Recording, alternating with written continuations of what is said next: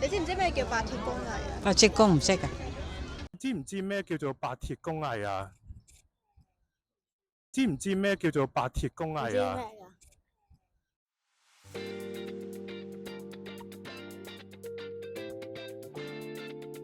叫我 Michael 啊，或者余師傅都得。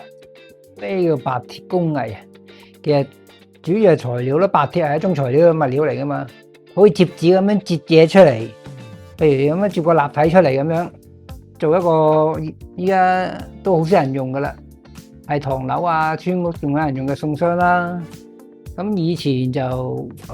比較多啲人用嘅，其實最初做嗰時都冇乜機器幫手噶啦，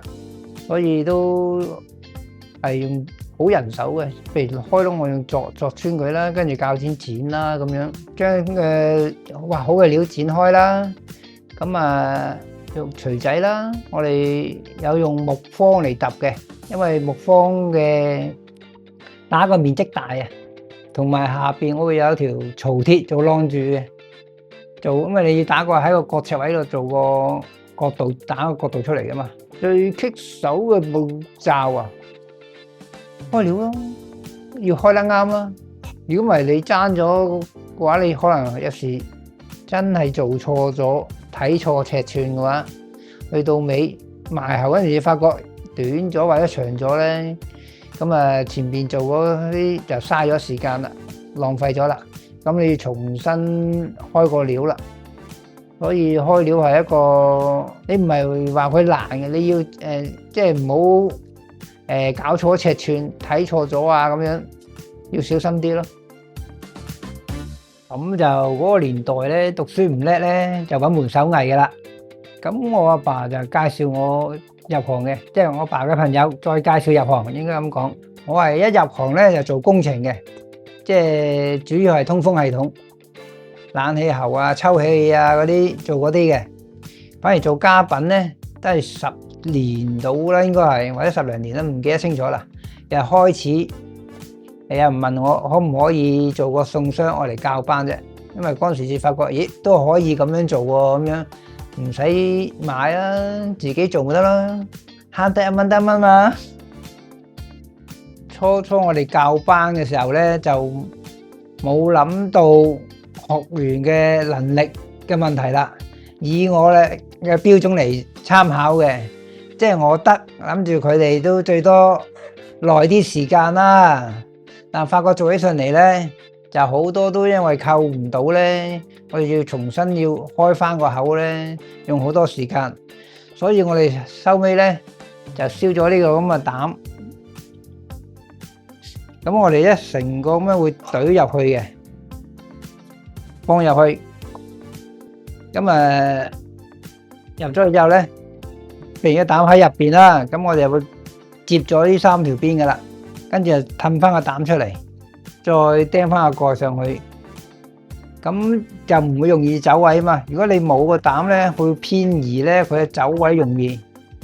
咁就呢個方法就解決到好多學生扣接出問題嘅。咁啊，大家好啦，咁我叫阿南啦，咁我本身其實係做產品設計嘅，咁我大概喺5年前啦，咁就跟余師傅 Michael 咧就學打白鐵啦，咁依家 keep 住咧就會同 Michael 啦會合作，可能無論係做 workshop 啊，或者係出產品啊，或者係做一啲sharing 啊，都會有咁樣咯。咁其實過去幾年啦，咁其實我哋無論去合作嘅時候咧，其實都會有一啲唔同我會形容係傳統啦，同埋一啲所謂現今一啲唔同嘅科技啊，或者諗法，或者都會其實都同師傅一齊去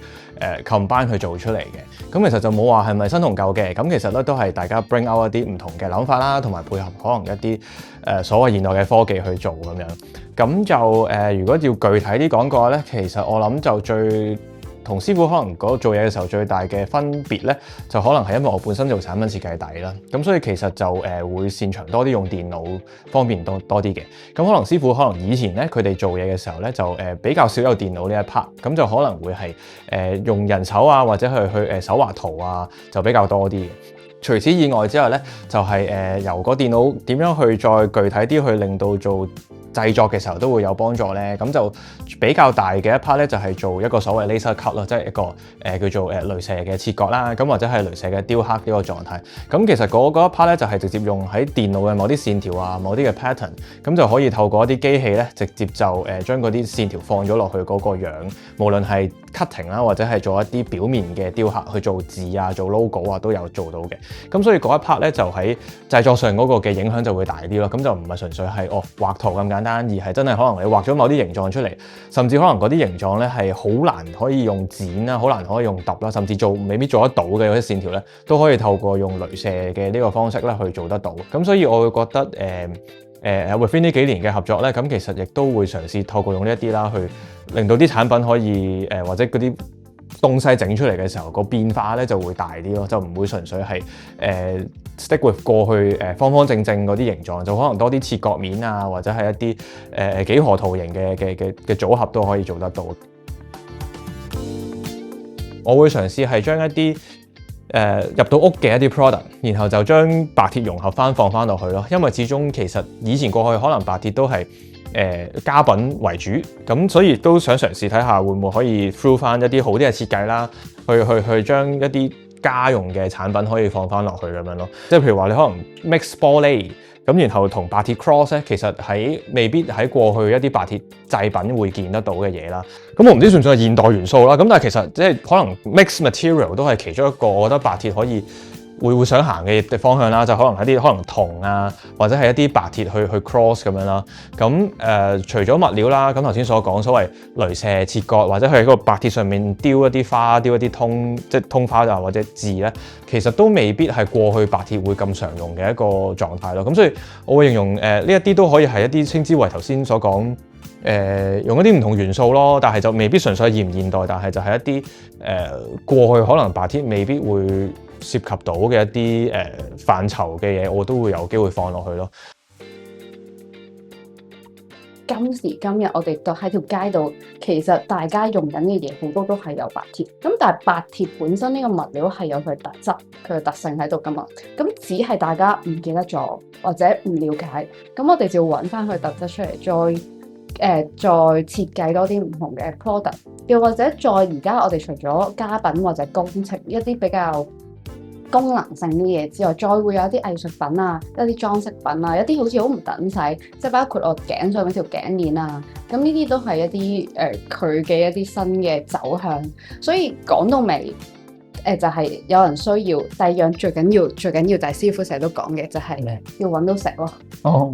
係啦，即係佢要有人俾錢，佢先會存在，傳統先有價值。其實由頸鏈啊、耳環啊、手鐲啊，我哋全部都有嘅。所以頭先啱啱講嗰個嘅嗰個叫咩前箱拉落嚟，前箱咪有360度嘅，你會見到入邊咧一陣間你哋都可以睇㗎。佢有另一個款，咁嗰陣時其實係同 Empress 合作 ，Empress 同我哋合作啦，我哋咁就會做咗一個新嘅 collection， 就係一啲食物啊、一啲盒、一啲 box。咁其實成個概念就係希望將傳統師傅頭先佢哋有提過嗰個組件，即係佢即場設計咗一個錯，即係扭咗個白鐵嘅封喉，點樣由封喉變成一啲我哋日常見到嘅形態，跟住掛喺自己頸度。佢背後嘅一個價值觀咧，或者我哋想傳遞嘅 message 就係第一就係其實香港嘅工藝 Made in Hong Kong 呢樣嘢係好勁嘅，我哋好想將佢放喺大家眼前，因為我哋而家成日講傳統又好，非遺都好，都係講一啲我哋見到嘅嘢。但係其實工程入邊嘅嘢係大家睇唔到，就唔知佢哋好勁，所以好想將佢拎出嚟俾大家睇。一個講文化或者講傳承嘅概念裏邊咧，我從來都冇分年輕人嘅，因為我會覺得由我哋而家接觸到呢一個2025年10月呢一日裏邊，由1歲到85歲嘅人都係香港人。我哋係共同貢獻緊或者共同成就緊呢個香港嘅，咁所以無論佢係15歲、20歲、35歲，其實我哋係共同去想像呢樣嘢，所以我冇話好特別去針對年輕人咯。